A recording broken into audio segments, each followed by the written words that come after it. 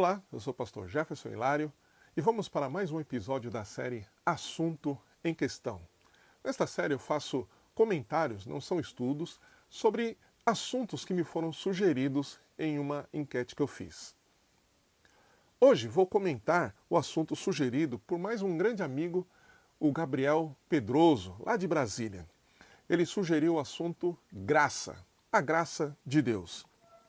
Assim como o livre-arbítrio, que eu tratei no episódio anterior, a doutrina da graça tem sido objeto de dedicação e estudos de muitas pessoas piedosas e tementes a Deus, a fim, evidentemente, de livrar a igreja dos falsos e extremados ensinos que deturpam a sã doutrina. Além dos chamados pais da igreja, eu particularmente tenho algumas referências contemporâneas sobre este tema, como, por exemplo, Steve Lawson, que tem 2 livros sobre esse assunto, que são divididos em 2 volumes, até coloquei aqui, ó. Um volume tem cerca de 800 páginas, outro tem cerca de 700 páginas. Eu tenho também James Montgomery Boyce, Philip Ryken, R.C. Sproul, John Stott e alguns outros que eu tenho me referenciado para poder estudar sobre o assunto. A própria teologia também se debruça sobre esse tema para falar, por exemplo, da graça irresistível ou graça eficaz, graça especial, graça comum ou universal, graça gratuita, graça barata, graça santificadora, graça suficiente, graça transformadora. Além disso, ela também fala e trata dos meios da graça, né, que são os sacramentos, o batismo e a ceia. E tudo isso eu estou te falando para te mostrar que este é um assunto muito extenso e de muita profundidade. Né? Mas é evidente que eu não vou tratar de todas essas coisas. Eu quero dar um panorama sobre este assunto, sobre esta questão, a graça de Deus. Vamos lá então. Basicamente, a graça de Deus diz respeito à sua soberania em nos escolher, perdoar, salvar, abençoar e beneficiar sem que merecêssemos, tivéssemos ou pudéssemos fazer qualquer coisa para isso. Uma das definições mais claras, simples e ao mesmo tempo profundas que já ouvi a respeito da misericórdia e da graça de Deus foi dita pelo meu pastor Silvio Fratelli, que também por muitos anos foi o pastor do Gabriel Pedroso. Diz ele: em sua misericórdia, Deus não nos dá o que merecemos, isto é, a morte e o sofrimento como punição por nossos pecados.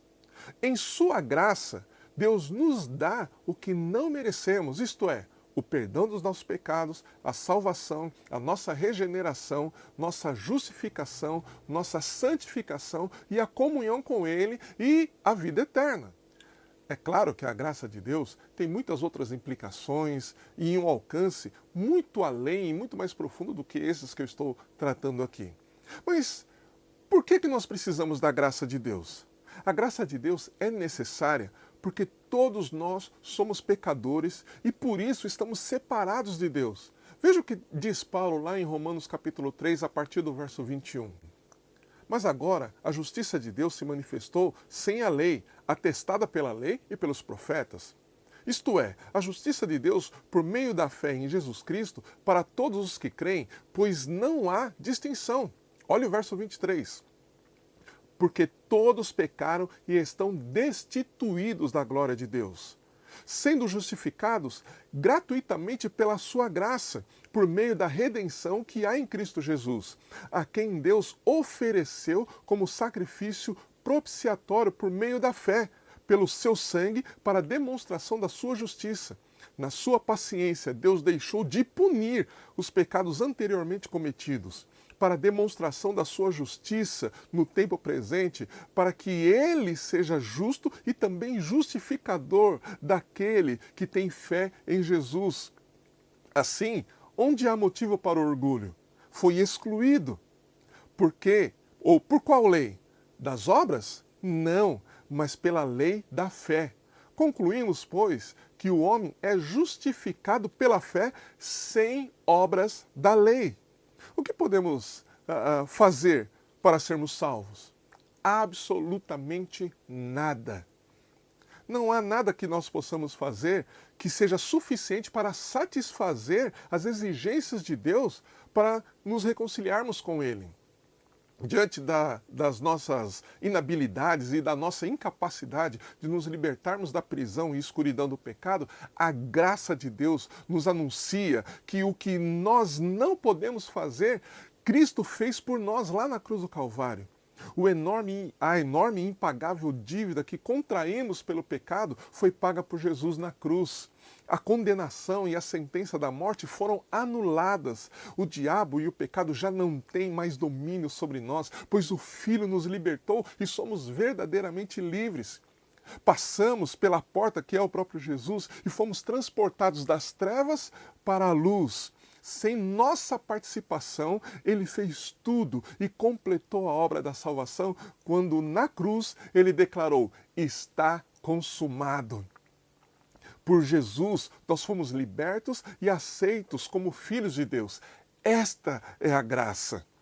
Eu poderia ainda falar muitas outras coisas, mas diante do que já foi exposto e na esperança de que você seja estimulado para estudar e se aprofundar mais sobre este assunto, eu quero terminar aqui sugerindo que a gente faça aquilo que foi dito pelo profeta Sofonias.